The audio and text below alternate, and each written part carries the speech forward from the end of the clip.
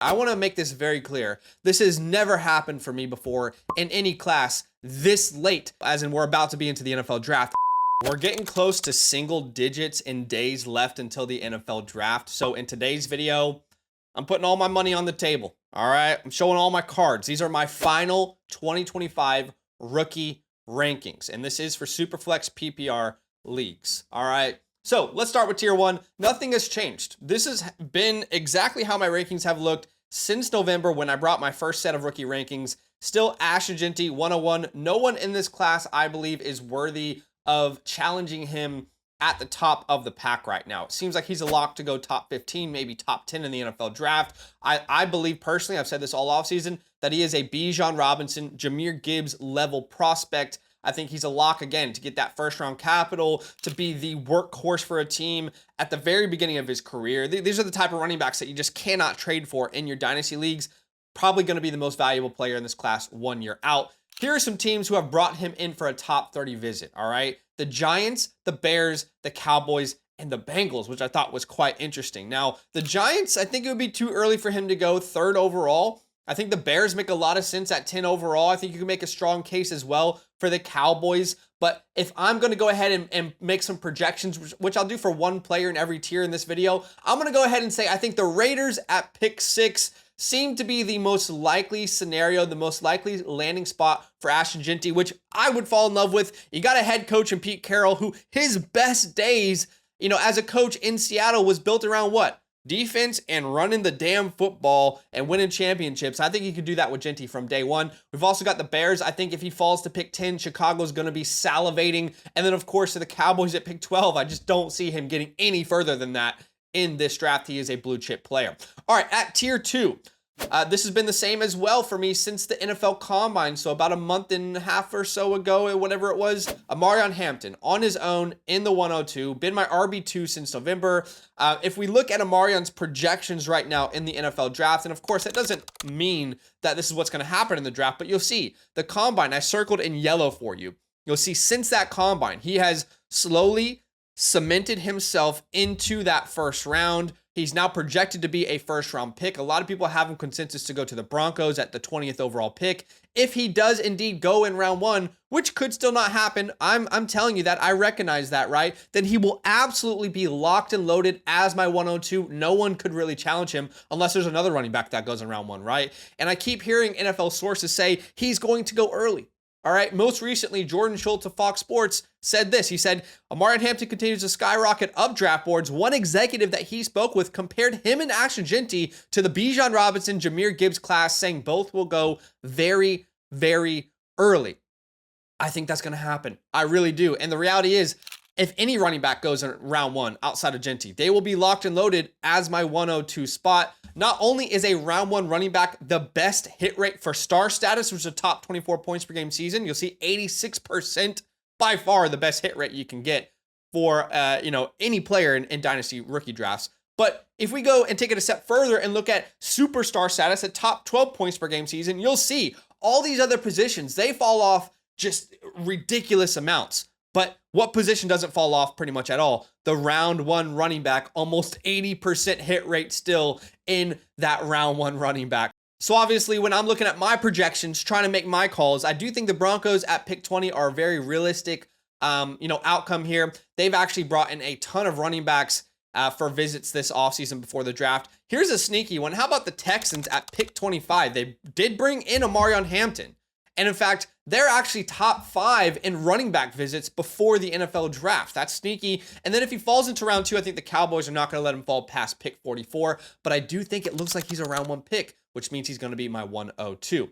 All right, into tier 3. This is a big tier full of a bunch of players. I really love this tier. I think you can make a case for any one of these names as being the 103 in this class. I truly don't care if you have it a different way, if you have a different conviction, if you think wide receivers should go first or running backs should go first. I think before we get draft capital, I would view all these guys in a similar talent pool, starting with 2 running backs at my 3A, 3B, Travion Henderson and Quinshon Judkins, the Ohio State duo. Quinshon Judkins, since that combine, he has really solidified himself as a top 50 player in this NFL draft, getting comps like the Joe Mixons of the world, the Josh Jacobs of the world. I could definitely see him being a top 50 pick, an early second round pick, similar to what we saw with the Breece Halls, the Ken Walkers in that class. As far as TreVeyon Henderson goes, he is obviously the lightning to the thunder. I keep comparing him to Aaron Jones, just a little Alvin Kamara to his game. Just this dual threat guy that can take it to the house at any moment.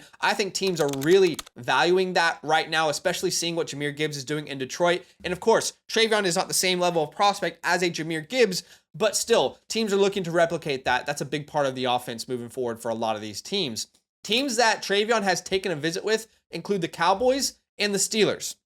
He'll get more visits as we get closer to the draft, but here are my projections. I believe he could go to the Raiders, round 2, pick 37, so early second round. Don't forget, we got Chip Kelly over there with Las Vegas, coming over from Ohio State. So the same guy who was calling plays for TreVeyon at Ohio State is now doing it with the Raiders. So if they don't go Genty in round 1, they could go TreVeyon in round 2. The Cowboys make a ton of sense at pick 44. And here's a sneaky one. How about the Commanders? Round 2, pick 61. Right now, they've got Brian Robinson and Austin Eckler. No true number 1, no true game changer at this point of their careers. You bring in TreVeyon Henderson, you've got a ridiculous receiving threat. He complements Brian Robinson. If you want to use Brian Robinson in short yardage situations, you want to use Brian Robinson more of that Montgomery role, then you can do that. So that is another sneaky one as well. All right, my 5A all the way down to my 5D. I want to make this very clear. This has never happened for me before in any class this late into a cycle, as in we're about to be into the NFL draft. I have 4 receivers tied around wide receiver 1. All right, they're all within 1 point of each other in my prospect grades. They're all gold level prospects. There is no, I wouldn't say like elite tag outside of Genty in this class, but they are all very, very good players that win in different ways. So we've got Travis Hunter, Luther Burden, Tet McMillan, and Emeka Egbuka. I don't care which one you have as your wide receiver 1. I've said this since November. If Travis Hunter plays receiver, he's my clear wide receiver 1. And it seems like all these trends are leading towards him having a very big role on offense. I mean, let's have a look at Travis Hunter here, okay? He's going in the first 4 picks. He does not get out of the first 4 picks, maybe the first 2 picks. All right, but let's look at those first 4 teams. You got the Tennessee Titans, the Cleveland Browns, the New York Giants, and the New England Patriots. He's going to one of those teams. All of those teams need desperate wide receiver help, right? If he goes to Cleveland, he's the wide receiver 1 straight away. Sorry, Jerry Jeudy, I love you, but he's the wide receiver 1 straight away. They've already talked about him as a receiver for their team. If he goes to the Giants, they easily need a number 2 behind Malik Neighbors. If he goes to the New England Patriots, he's clearly their wide receiver 1 as well. Recently, according to Adam Schefter, we actually saw that he said that the Browns are expected to select Travis Hunter at number 2 overall. And again, this is an organization that has already come out and said the guys who are making these calls who have said, we view him as a wide receiver. We think he can definitely lead our wide receiver room. My comp for Travis Hunter, C.D. Lamb. I do think he is that level of prospect. He can grow into that if he gives more of his time to the wide receiver position. The best ball skills I've ever scouted of any player ever. Not a hyperbole, a fact, all right? At 5B, we got Luther Burden. Y'all know I love me some Luther Burden. I don't see any reason to be out on him. Respectfully, I'll say this again and again and again. I think he was a victim of his situation. I think if you look at his film, you'll see plenty of opportunities where he is winning downfield and targets aren't getting to him.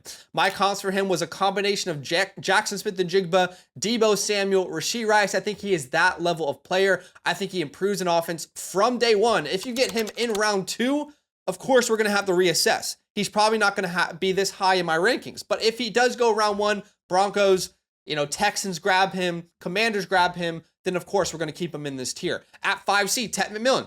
This is not anti-Tet McMillan. I've been begging and pleading with people since November that I am not an anti-Tet McMillan guy. I just don't see him as the clear-cut number 1 in this class. I think there are plenty of talents that are right there, right on par with him. I don't think he's an elite, guy. I don't think this is a Marvin Harrison, Malik Neighbors of last year's class. I've been feeling this way since November. A lot of people have pushed back on me, and that is fine. I love that we have differences of opinion in the Dynasty community, but it seems like people are more open to that conversation today than they ever have been, so I doubt there'll be as many people who are giving pushback, but I could be wrong. And at 5D, a guy who solidified himself after his athletic testing, Emeka Egbuka. We always loved us some Emeka Egbuka. We kept calling him the safest receiver in the entire draft class. He absolutely dominated his pro day. Emeka, I wish you did this at the combine, my friend. If you did this at the combine, you would have been locked and loaded into round 1, my friend. A 9.72 RAS. Definitely had a better speed grade than I was anticipating myself. He tested better than JSN. However, JSN did it at the combine, right? You compare their two testing numbers. Don't forget, JSN, these are his numbers at the combine. Emeka, for whatever reason, decided not to do it at the combine. I think it would have been very beneficial for him, especially in a class like this where teams are looking for players to compete. We've always loved him. I think Egbuka has finally put himself into that, wide receiver 1 conversation for me. All right, in tier number 4, we've got Caleb Johnson, who hasn't really fallen for me. It just depends on what happens with draft capital. Still love him. Still think he could be a Nick Chubb level type of player in the NFL. At number 10 and 11, we have our first quarterbacks. Now, I want to make this very clear. I am ranking these quarterbacks right now without draft capital into consideration yet, okay? When the NFL draft happens, of course, I'm going to adjust if these guys are all first-round picks, right? But Shedeur Sanders, we've got him here at 10th overall. Here are some teams who have brought him in for a top 30 visit: the Titans, Browns, Giants, Raiders. I project him to go somewhere between the Saints at pick 9, the Raiders at pick 22. They could trade up with the Pittsburgh Steelers. The Steelers could take him at pick 22, or the early second round with the Browns there at pick 33. At 11, Cam Ward. Jim Wyatt, a Tennessee Titans inside reporter, recently said that after the Colorado Pro Day, the Titans met with Shedeur Sanders' camp and basically said, hey, don't come. We don't need to meet with you. Basically indicating that they're probably going to take Cam Ward. Again, let me be very clear. If Cam Ward goes number 1 overall in this class, I will move him up my rankings. He will likely be a top 4 player for me in this class. All right, so put him right there with Travion Henderson, Quinton Judkins, Travis Hunter. Put him there with all of those names. But right now, I am just ranking these quarterbacks as a big board rather than an actual rankings that does not consider draft capital. It only talks about talent versus talent. Hopefully that makes sense. All right, at 12, 13, 14, we've got 2 tight ends. I'm obsessed with Colson Loveland, Tyler Warren. I love both of these guys. I have slightly leaned Colson Loveland throughout this process. I just believe if you look at a guy who's going to instantly improve your receiving attack from day 1. That is both of these names, but it more makes me lean towards a Colson Loveland. You're not drafting Colson Loveland to improve your run game. You're drafting him because you believe he can be a feature receiving weapon for your team. And if you look at the percentage of his team's receiving yardage that he got throughout his career at Michigan, he showed he could be a dominant receiver. As far as Tyler Warren goes, you can just use him in a multitude of ways for your NFL team, right? If I was an NFL GM, Warren would be my tight end 1 as well, because I know he's going to improve my run game. He's going to improve, if I keep him in the passing game, he can block for me really well. He's going to improve the offense as a whole, will be more versatile. I can use him in the Wildcat. But for fantasy football, I'm thinking more about who can garner the most targets per year. And collegiate production does not always mean NFL success. We know that that is not as important for the tight end position. At 14, Matthew Golden. I know this seems low. All right, but again, I am not considering draft capital here when making most of these rankings. I do believe that Matthew Golden is an incredible talent. I have him as my wide receiver 5. I think he's worthy of going in the first round, but I don't think he's in that same category as a Travis Hunter, a McMillan, Egbuka, Burden. I love me some Golden, right? He's all but locked himself into the first round. He's a top 20 player on big boards since February. All right, so after that college football playoff run, he's really established himself. And recently, this is very important for you to know. Recently, he accepted an invite to attend the NFL draft in Green Bay. His agent probably believes he is going round 1. You don't show up to Green Bay, I guess Will Levis did, right? He showed up to the NFL draft and he sat there and was thinking about mayonnaise in his coffee, and his girlfriend was like, I don't want to be here. So I guess it happens, but his agent is very confident he's going to go round number 1. And if he does, and let's say Egbuka and Burden don't go in round 1, of course, we're going to have to adjust rankings post-draft. This is, again, talent evaluation for me right now. In tier 5, we've got a group of running backs I really like here. DJ Giddens, Cam Scatterbo. I will continually say DJ Giddens is the most underrated back in this entire draft class. He's got great film. He's an incredible athlete, tested very, very well, and has the production. I don't know what people are not liking about DJ Giddens, right? He's got the big 3. He's got the big 3 in my opinion. At 16, Cam Scatterbo. Here's some teams that have currently brought him in on a visit. The Cardinals and the Broncos. The Broncos make sense. The Cardinals scares me. I don't like that. I don't think it makes sense for their team. But Here are my projections for Cam Scadaboo. I think he can grow as early as round 2, late round 2 to the Kansas City Chiefs, but I think round 3 is probably his sweet spot. I'm thinking Bears if they pass up on these running backs in the first 2 rounds, the Broncos if they do the same. At 17, we've got Jackson Dart. Here's been my synopsis of Jackson Dart since day one. It's been, if you want to talk about as many traits as you need to get in on him, you can do that. But if you want to talk about as many traits that you want to be out on him, you can also do that. And that's the case with a lot of the quarterbacks in this class. Soon enough, we will know if it's all smoke or if there's truly fire with Jackson Dart in the eyes of the NFL. We know that's the most important for this quarterback position. He's currently right on the edge of a first or second round pick, 30th overall in NFL mock draft database. Sam Monson of PFF, I thought this was super interesting. He recently said that it's kind of funny that basically the entirety of Jackson Dart's rise up draft boards has taken place as soon as he stopped playing football, which, fair enough. That is actually a very fair point. That is funny to think about. This could be a multitude of reasons, right? Teams have met with him and they fell in love with him from the Senior Bowl. Or it could just be media hype. We'll find out here very soon. To end this tier, Bashal Tutin, who after his testing day, the only reason he was lower in my prospect grades was because of the fumbling issues. You know, he had, I think, 7 fumbles in the past year and a half. However, after he dominated the combine in the way that he did, I loved his film already. He's turning lemons into lemonade. He is a guy who's constantly doing more per touch than the other guys around him. I did go ahead and say I think he's more of a James Cook type of comp than he is a Jaylen Warren, which was my comp before that. He's got much more juice than Jaylen Warren. Maybe he's somewhere in between those two names, but I definitely could see him going late round 2 or round 3. I think that's a possibility for him. And then Elijah Arroyo at 19th overall, a tight end that isn't getting a lot of talk right now. I mean, let's be honest, the hype around Elijah Arroyo has kind of silenced. I mean, he didn't go to the combine because he was dealing with that injury, but he dominated the pro day. I think he showed people exactly what type of player he can be at his pro day. I think he's a Zach Ertz ceiling comp type of player, even a David Njoku type of player in there. All right, into tier number 6, a big old tier here, a ton of wide receivers. This is kind of like that second tier, 2B tier of receivers for me that I love. I love all these names like Jalen Royals and Jack Besh and Jalen Knoll and Trey Harris and Jaden Higgins. I love all of these guys for a multitude of different reasons, right? Jalen Royals, I mean, just after the catch, his elusiveness, just the ceiling outcome for a player like Jalen Royals is so enticing to me. I can't help but see Rashee Rice. I think he could be, that type of player for an NFL offense from day one. Jack Besh, we talked about this before, but that gritty, tough, hard-nosed player that's going to give you everything as a blocker and is going to give you everything as a receiver. He's got magnetic hands. This man is not going to drop any passes. I think he's an incredible player. A Puka Nacua play style, not comp play style, Robert Woods type of play style, right? Jalen Knoll, who has been, one of my favorite sleepers in the class, but slowly throughout the process, he has risen to be not really a sleeper anymore. I compare him to Josh Downs, Darnell Mooney. He can be that level of player for an NFL team's offense. And we look at teams that have brought him in for a visit. The Patriots, Steelers, and Bucks. Here are my projections. I think he can go as high as round 2 to the Patriots.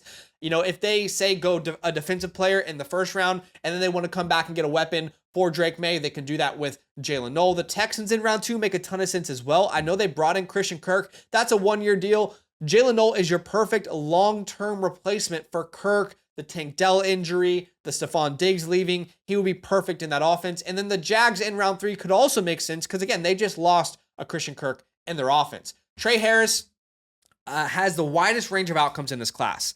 He truly has like this Nico Collins ceiling with this Jonathan Mingo floor, and more of the middle ground could be a George Pickens level type of player. There's a little Rashee Rice to his game as well after the catch. He's just this big mystery box because of the offense that he played in. Jaden Higgins at 24 overall, big fan of his game as well. I think he's a very, very good player. I prefer him as a big slot rather than an outside X. I don't think he creates enough separation on the outside to consistently win, but I thought the same thing about Keon Coleman. They put him in the outside, and he just kept winning with his physicality and with his ball-winning skills, right? So that's a possibility for him as well in the NFL. And then to finish this tier, a whole group of running backs I'm obsessed with. The RJ Harveys of the world, the Brashard Smiths of the world, Dylan Sampson, Devin Neal. It will really come down to draft capital for that group of running backs, but all of them are kind of sleeping giants that could catapult themselves upwards if they get the right draft capital. All right. Into tier 7, We're not going to go through these last tiers as in depth, but we've got names like Damian Martinez, who I think could be like a plus version of Brian Robinson for an offense. He's a very good player. Alec Aomanor, I'm not the biggest fan of Alec Aomanor. I think there is a lot of growth in his game still to be had. I don't think he's a very good separator. I know he's known for being a ball-winning player. The difference between Alec Aomanor and Jaden Higgins is that Jaden Higgins is consistently winning with his body and with his hands. I don't see Alec doing that on a consistent basis. Sure, you can show me highlights of him doing that, but I haven't seen it as consistent as I've seen for the way he's been talked up as a prospect. Kyle Williams right after him. To be honest, I like Kyle Williams more than Alec Aomanor, but in my prospect grades, it just happened to be that Kyle had, one spot below him here. Love me some Kyle Williams. I think he is this year's class Jaden Reed. I think he could be that for an NFL offense from day one. Would love to see him to the Titans in round number 2. We've got Harold Fannin Jr., who's often forgotten in this class. I think he's a fine player. No doubt he can contribute to an offense through the air as well. Names like Jarquez Hunter, Ollie Gordon. I've said my piece on Ollie Gordon. Let's see what the draft capital says. I don't think he's going in the first 3 rounds. I know the Ollie Gordon people do, but I guess we'll have to wait and see. And if he does, I can adjust my expectations for him. Jalen Milroe, who's a very exciting player who might go early round 2. I've said this many times, but a round 2 quarterback is a terrible bet in dynasty rookie drafts unless they have rushing upside. And Jalen Milroe has that in strides. And to end this tier, we've got Savion Williams, Tez Johnson. Love me some Tez Johnson, man. I'm a huge fan of his game. I know he didn't test that well. He actually had over a 7 RAS, but he can separate with the best of them, and he showed that at the combine. All right, here in tier number 8, I'm not going to go through these names. I'm just going to quickly mention one name here, which is Isaiah Bond and Xavier Restrepo. So as far as Xavier Restrepo goes, he fell down my board for sure. Athletic testing only accounts about 10% of your grade, but when you completely bomb it and you have about a 3 RAS score, it's going to be hard for me to justify taking you very high. You're going to have to be an analytical outlier at that point. With Isaiah Bond, a player that I have loved throughout this process, but there's just no reason to be in on him outside of watching his film, so I have had to be less bullish on him. Here are some teams that have brought him in on top 30 visit, though. This is crazy. Cowboys, Packers, Texans, Chiefs, Titans, Falcons, Bills, Browns. I mean, I haven't researched another player that had more top 30 visits. What does that say? Does that say people are trying to find a value in rounds 3 and 4? I don't know. Here are my projections. I think you go to the Packers in round 3, the Titans in round 4, and the Falcons in round 4. He could make the perfect replacement for Darnell Mooney long term in that Falcons offense. All right, to finish off today's video, you have all this knowledge right now, and you're waiting for your rookie drafts to start in your home leagues. What if I told you that you can take all that knowledge in your big brain, right? And you don't even have to just use my opinions. You can use your own, and you can exploit that for real money right now on the FastDraft app. You can go ahead and download the FastDraft app using the promo code LAND. I will match your deposit up to $50. That is 10 free drafts on us. And when you finish your first real money contest, DM me. I will send you my rookie report and my 2025 rankings completely free. And if you are a LAND member, I will give you a trade question voucher for free on the Flock site. So feel free to DM me. But here are the 5 best values to exploit right now in your Dynasty Origin rookie drafts, which, by the way, is the only contest right now that exists where you can actually draft rookies and have them battle against each other so you can win money. So I believe the 5 best values in FastDraft Origin rookie drafts. Number 1, DJ Giddens, my 15th overall ranked player right now. FastDraft ADP 29th overall. Go exploit that in your drafts. How about Kyle Williams? We all love him. You're seeing people like Chris Sims put him into the top 5. What if I told you right now you can exploit that knowledge on the FastDraft app? He is 53rd overall in their ADP. He is my 31st overall player. Go exploit that today, ladies and gentlemen. How about Bashul Tootin, my 18th overall ranked player, currently 30th in the FastDraft app. Again, you can get this guy in the 3rd round of your drafts right now and build up the squad to go out and win that competition, get some money at the end of the year. How about number 4, Colson Loveland? Because there are no positional limitations in the FastDraft app, you're seeing tight ends like Colson Loveland fall down draft boards. My 12th overall ranked player on FastDraft, he is 18th overall. Now, you've got these boosters that you can use on the FastDraft app, so even if you want to take Loveland in the 3rd round or late 2nd round and put a little booster on him, give him that 1.5 tight end premium, you can do that in your leagues. We're seeing these rookie tight ends be more important to their offense from day one, more often than we ever have. And the last one is Jack Besh, my 21st ranked player on FastDraft, the 33rd overall ranked player in ADP. Go exploit these values right now in a Dynasty Rookie Origins draft. Hit me up in my DMs if you have any questions. We'll be drafting a lot of nights here on the FastDraft app, doing these Dynasty Rookie Origin drafts and putting this knowledge that we have to use. This is the only place you can really do that right now. So I'll see you guys here very soon. Hopefully you enjoyed the video, and I'll talk to you soon. Nothing but love. If you're thinking about supporting us in this economy, that's big love, and you deserve love in return. So for every yearly Mother Flocker member who uses the promo code LAND, we're giving out a free team playbook, our 2025 rookie report, access to all premium tools, free site vouchers, and of course, a huge thank you from the LAND crew. You're far too kind. That's love.